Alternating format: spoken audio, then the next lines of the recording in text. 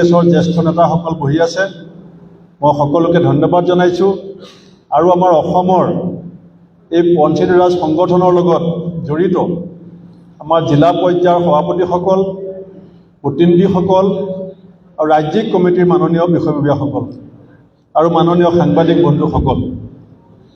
মই পোনপ্ৰথমে হেমন্ত অধিকাৰী ডাঙৰীয়া আৰু তেখেতৰ সতীৰ্থসকলক মই ধন্যবাদ জনাম যে খুব বেছি দিন হোৱা নাই তেখেতক দায়িত্ব দিয়া কেইমাহমানৰ ভিতৰত আপোনালোকে সকলোৱে মিলি জিলাই জিলাই এই সংগঠনটো শক্তিশালী কৰিবৰ কাৰণে আপোনালোকে যি চেষ্টা কৰিছে তাৰ কাৰণে পোনপ্ৰথমে মই আপোনালোকক ধন্যবাদ জনাইছোঁ। দ্বিতীয়তে, এনেকুৱা এটা সময়ত আজি সভাখন হৈছে, আমাৰ গুৰিত যিমান খবৰ আছে যে আৰু 20-30 দিনৰ ভিতৰত অসমত পঞ্চায়ত নিৰ্বাচন ঘোষণা হোৱাৰ অত্যন্ত সম্ভাৱনা আছে। গতিকে পঞ্চায়তী ৰাজ সংগঠনৰ এই কমিটিখনৰ অধ্যক্ষ হিচাপে আৰু জিলা সভাপতিসকলক মই অনুৰোধ জনাব বিচাৰিছোঁ যে এই সময়ছোৱাত আপোনালোকে আমাৰ দলটোক, আমাৰ যিসকলে পঞ্চায়ত নিৰ্বাচনৰ কাৰণে ইলেকশ্যন খেলিবলৈ সাজু হৈ আছে তেওঁলোকক আপোনালোকে বহুত সহায় কৰিব পাৰে। পঞ্চায়তৰ ইতিহাস সম্পৰ্কত আৰু পঞ্চায়তৰ ভৱিষ্যত সম্পৰ্কত আমাৰ বিষ্ণুপ্ৰসাদ ডাঙৰীয়াই বহুত ধুনীয়াকৈ কৈছে। আৰু লাঞ্চ ব্ৰেকৰ পাছত আৰু সভা হ'ব, আৰু বক্তাসকলে ক'ব। কিন্তু মই প্ৰদেশ কংগ্ৰেছৰ ফালৰ পৰা বিচাৰিছোঁ যে এইকেইদিনত যিখিনি কাম আমাৰ বাকী আছে, এতিয়া ডিলিমিটেশ্যন হৈ যোৱাৰ পিছত বহুত পঞ্চায়তৰ ৱাৰ্ডৰ জিলাৰ সীমাটোকে ভালকৈ নাজানে, অথচ কেণ্ডিডেট হ'ব। মই আজি দুদিনমানৰ আগতে লখিমপুৰত গৈছিলোঁ, যিজন মানুহে মোক জিলা পৰিষদত টিকেট বিচাৰি আহিছে তেওঁ জানে তেওঁৰ ঘৰটো কোন জিলা পৰিষদত পৰিছে, কিন্তু তেওঁ নাজানে যে তেওঁৰ জিলা পৰিষদৰ সীমাটো কিমান। তেওঁ নাজানে, কাৰণ তেওঁ তাত নামটো লিখা আছে আপোনাৰ জিলা পৰিষদৰ নাম দিছপুৰ। গতিকে তেওঁ জিলা পৰিষদত ভোটাৰ বুলি জানে, কিন্তু তেওঁৰ সীমাটো, যদি আমাৰ পাৰ্টিজনে পঞ্চায়তত নিজে প্ৰতিনিধিত্ব কৰিবলগীয়া সীমাটো যদি ভালকৈ নাজানে, ভোটাৰ লিষ্টখন যদি হাতত নাথাকে, পুলিং ষ্টেচনৰ নামবিলাক যদি তেওঁলোকে নাজানে,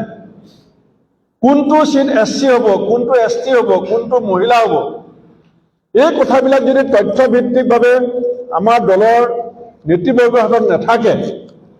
তেতিয়াহ'লে আমাৰ যুঁজখন কিন্তু যিমান শক্তিশালী হ'ব লাগে ইমান শক্তিশালী নহ'ব। সেইকাৰণে মই এই সংগঠন, পঞ্চায়তী সংগঠনটোক মই আশা কৰিম যে এসপ্তাহৰ ভিতৰত জিলাভিত্তিক আপোনালোকে গোটেই তথ্যখিনি বনাই আপোনালোকে আমাৰ জিলা কংগ্ৰেছৰ সৈতে বহি এই সম্পৰ্কত আমাৰ জিলাত সজাগতা বৃদ্ধি কৰি যিসকলে পঞ্চায়তত প্ৰতিদ্বন্দ্বিতা কৰিব তেওঁলোকৰ মাজলৈ এই বাৰ্তাখিনি বিতংভাৱে লৈ যোৱাৰ ব্যৱস্থাটো আপোনালোকে কৰিব লাগে। কেলৈ হোৱাটছআপত চলি আছে, DC অফিচৰ পৰা লিষ্টখন আহিলে কাৰোবাৰ হোৱাটছআপত আছে কিন্তু অফিচত কপি নাই। গতিকে আমাৰ ব্লক প্ৰেচিডেণ্টৰ হাতত এই বস্তুখিনি পৰিছে নে নাই পৰা, জিলা পৰ্যায়ৰ নেতাসকলে বস্তুখিনি পাইছে নে নাই পোৱা, য'ত MLA আছে, য'ত অলপ ছিনিয়ৰ লিডাৰে সমষ্টিবিলাকৰ নেতৃত্ব লৈ আছে তাত ঠিকে আছে। এতিয়া মই ৰঙানদীত চাই আছোঁ, ৰঙানদীত আমি গোটেই বস্তুখিনি বনাই দিছোঁ, কিন্তু 126টা সমষ্টিৰ প্ৰায় 106টা সমষ্টিত পঞ্চায়ত হ'ব, BTR 12টা আৰু আপোনাৰ পাহাৰৰ 6টা সমষ্টিক বাদ দি আপোনাৰ গোটেই বিধানসভা সমষ্টিবিলাকত পঞ্চায়ত নিৰ্বাচন হ'ব। গতিকে মই ভাবিছোঁ যে আজিৰ অভিৱৰ্তনে লাঞ্চ ব্ৰেকৰ পাছত আপোনালোক বিষয়ববীয়াসকল বহি লৈ পেলাই এইটো সিদ্ধান্ত ল'ব লাগে। হেমন্ত অধিকাৰী ডাঙৰীয়াক মই কৈছোঁ যে এইটো সিদ্ধান্ত ল'ব লাগে যে জিলাবিলাকত গোটেই সঠিক চৰকাৰী ডাটাখিনিক আমাৰ তৃণমূল পৰ্যায়ৰ বুথ প্ৰেচিডেণ্ট, মণ্ডল প্ৰেচিডেণ্ট, ব্লক প্ৰেচিডেণ্টে পাইছে যদি পাইছে, নাই পোৱা যদি পোৱাৰ ব্যৱস্থা এইটো কৰিব লাগে। দ্বিতীয়তে, গভৰ্ণমেণ্টে ৰেজিষ্টাৰ্ড পলিটিকেল পাৰ্টিবিলাকক এটা ভোটাৰ লিষ্ট ফ্ৰীকৈ দিয়ে। এটা ভোটাৰ লিষ্ট এটা সমষ্টিত ৰেজিষ্টাৰ্ড পলিটিকেল পাৰ্টিবিলাকক ফ্ৰীকৈ দিয়ে। আৰু যদি ভোটাৰ লিষ্টটো নিজাববীয়াকৈ কিনিবলগীয়া হয় তেতিয়াহ'লে সেই ভোটাৰ লিষ্টখনত 7,000ৰ পৰা, আগতে 7,000 আছিলে, এতিয়া যদি অলপ বঢ়াইছে মই নাজানো, অলপ পইচা দি পেলাই কিনিব লাগে। গতিকে যদি আমাৰ ধৰক এখন জিলা কামৰূপত যদি ভোটাৰ লিষ্টখন জিলা প্ৰেচিডেণ্টে আনি বুথ কমিটিৰ সভাপতিলৈকে পঠিয়াই দিছে, তেতিয়াহ'লে ঠিক আছে। মই ভাবোঁ এইটো পঞ্চায়তী ৰাজ সংগঠনৰ কাম, যে পঞ্চায়তী ৰাজ সংগঠনে এই কথাটো চেক কৰিব লাগে যে প্ৰত্যেকটো বুথত গৈ পেলাই আমাৰ বৰ্তমান যিখন সদ্য ঘোষিত ভোটাৰ লিষ্ট, এই ভোটাৰ লিষ্টখন গৈ পাইছে নে নাই পোৱা। যদি ভোটাৰ লিষ্ট গৈ পাইছে ভাল কথা, যদি ভোটাৰ লিষ্ট গৈ পোৱা নাই, ভোটাৰ লিষ্ট কাৰ ঘৰত পৰি আছে, তাৰ পৰা ভোটাৰ লিষ্ট সংগ্ৰহ কৰি আমাৰ এটা সমষ্টিত গড়ে 200কে বুথ আছে আৰু আমাৰ ভোটাৰ লিষ্টত 200টা বুথৰ ভোটাৰ লিষ্ট আছে। গতিকে ভোটাৰ লিষ্ট যদি বুথ প্ৰেচিডেণ্টৰ হাতত নাথাকে, ভোটাৰ লিষ্ট যদি ৱাৰ্ড মেম্বাৰৰ হাতত নাথাকে, তে ভোট বিচাৰি কেনেকৈ যাব, ভোট নতুন মানুহ কাৰ সোমালে কেনেকৈ গম পাব, সেই ৱাৰ্ডটোত কোন কোন মানুহ আছে কেনেকৈ গম পাব। গতিকে মই ভাবোঁ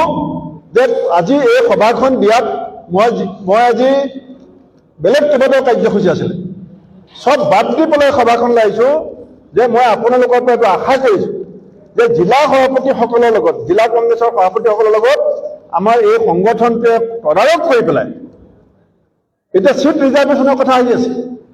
চিট ৰিজাৰ্ভেশ্যনত গভৰ্ণমেণ্টে কি কৰিব, মূৰামূৰি সময়ত আমাৰ পাৰ্টীক এখন চিঠি দি দিব যে কালিলৈ 12টা বজাত DC অফিচত চিট ৰিজাৰ্ভেশ্যনৰ মিটিং বহিব। বিজেপিয়ে বিচাৰিব যাতে মিটিংখনত কংগ্ৰেছ এবচেণ্ট থাকে, যাতে গম নাপায়, যাতে মূৰামূৰি সময়ত গম পায়। তেতিয়া তেওঁলোকে খেয়াল খুচি মতে কোনটো SC কৰিব। আমি ৰিজাৰ্ভেশ্যনৰ বিৰুদ্ধে নাই, কিন্তু আমি বহি থাকিব লাগিব ৰিজাৰ্ভেশ্যনৰ মিটিঙত। যদি পঞ্চায়তী ৰাজ সংগঠনে কয় যে জিলা কংগ্ৰেছৰ সভাপতিৰ সৈতে আলোচনা কৰি ৰিজাৰ্ভেশ্যনৰ মিটিংখনত আমিও যাম, এইটো চবতকৈ আমি ভাল পাওঁ যে আপোনালোকেও সক্ৰিয় ভূমিকা লৈ পেলাই ৰিজাৰ্ভেশ্যনৰ মিটিং কিন্তু এই কালি মুখ্যমন্ত্ৰীয়ে ঘোষণা কৰিছে। কাৰণ আপোনালোকে জানে যে ST চিট ৰিজাৰ্ভেশ্যন হ'ব, ST ৰিজাৰ্ভেশ্যন হ'ব, মহিলা ৰিজাৰ্ভেশ্যন হ'ব, জিলা পৰিষদৰ চেয়াৰমেনৰ পোষ্টটো ৰিজাৰ্ভেশ্যন হ'ব, জিলা পৰিষদৰ ভাইচ চেয়াৰমেন ৰিজাৰ্ভেশ্যন হ'ব, আঞ্চলিক পঞ্চায়তৰ চেয়াৰমেন ৰিজাৰ্ভেশ্যন হ'ব, আঞ্চলিক পঞ্চায়তৰ ভাইচ চেয়াৰমেন ৰিজাৰ্ভেশ্যন হ'ব। এই কথাবিলাকত যদি আমি আগভাগ নলওঁ, আমাক আঁতৰাই ৰাখি পেলাই বিজেপিয়ে চব কামবিলাক নিজৰ সুবিধা মতে কৰি ল'ব। সেইকাৰণে আমাৰ সম্পূৰ্ণ এই ব্যৱস্থাটোত সক্ৰিয় ভূমিকা লোৱা এই দায়িত্বটো যদি আপোনালোকে গ্ৰহণ কৰে, তেতিয়াহ'লে আপোনালোকে এতিয়া বিষয়ববীয়া হৈ আছে। অফিচ বেয়াৰ আৰু লিডাৰৰ মাজত পাৰ্থক্য আছে। অফিচ বেয়াৰ মানে কি, পেডত লিখি পেলাই পোষ্ট এটা দি দিলে অফিচ বেয়াৰ হৈ যায়। লিডাৰ হৈছে সেইজন যি দলটোক আগুৱাই যোৱাত সহায় কৰিব। এতিয়া পঞ্চায়তী ৰাজ সংগঠনে মোক কোনোবাই ক'ব যে মোক জিলাই পাত্তা নিদিয়ে, মোক ব্লকে পাত্তা নিদিয়ে। পাত্তা যদি বঢ়াব বিচাৰিছে, নিজৰ গুৰুত্ব যদি বঢ়াব বিচাৰিছে, আমেৰিকান সংবিধানত যিটো কথা আছে, আমাৰ ইয়াত হৈছে মোৰ ৰাইটটো কি, অধিকাৰ কি, কিন্তু আমেৰিকাত উল্টাকে যে প্ৰথমতে আপোনাৰ ডিউটি কি, যি ডিউটি ভালকৈ কৰিব তাৰ অধিকাৰ বেছি বাঢ়িব। সেইকাৰণে মই অনুৰোধ কৰিম, মই বেলেগ কথালৈ যাব বিচৰা নাই, যে পঞ্চায়তী এই গোটেই ব্যৱস্থাটোৰ লগত যিটো আমাৰ লক্ষ্য আৰু উদ্দেশ্য আছিলে যে একেবাৰে তৃণমূল পৰ্যায়ত ভিতৰুৱা গাঁওখনৰ মানুহেও ৰাজনৈতিক ক্ষমতা পাব লাগিব। আৰু গ্ৰাম্য অৰ্থনৈতিক সবলীকৰণত কংগ্ৰেছ দলৰ যিটো ভূমিকা, মই ভাবোঁ যে হেমন্ত অধিকাৰী ডাঙৰীয়া অকলে নোৱাৰিব, কিন্তু আমাৰ দলত বহুত এনেকুৱা জনা শুনা মানুহ আছে। যদি হেমন্ত অধিকাৰী ডাঙৰীয়াই কয় যে এইকেইজন মানুহক লৈ পেলাই আমাৰ শাসনকালত কেন্দ্ৰতে হওক অসমতে হওক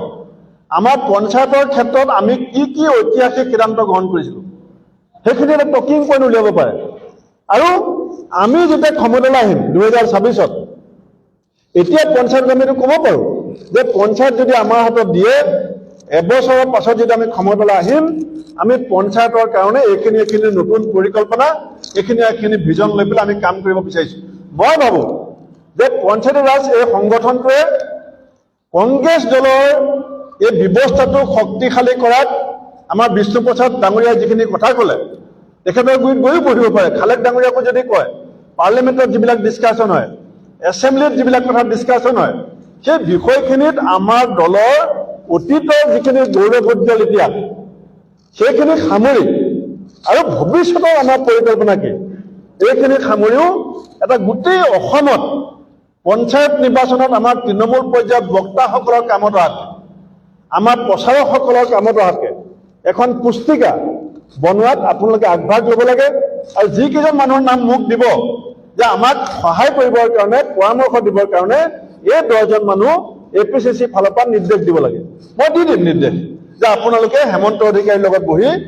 এই ড্ৰাফ্টটো বনাই দিয়াত আপোনালোকে সহায় কৰক সেইকাৰণে বন্ধুসকল মই অন্য কথাবিলাকলৈ এইটো যাব বিচৰা নাই আৰু মই বাৰে বাৰে কৈ আছোঁ বহুতে মোক সংবাদ মাধ্যমেও সুধি আছে যে এছেম্বলিত কি হ'ব এছেম্বলিৰ কথা আপুনি বহুত জোৰছে ভাবিবলৈ শক্তি পাব যদি পঞ্চায়ত নিৰ্বাচনত লোকসভা নিৰ্বাচনতকে আমি আমাৰ শক্তি বৃদ্ধি কৰিব পাৰোঁ আমি লোকসভা নিৰ্বাচনত আমি ৭৪ লাখ ভোট পাইছোঁ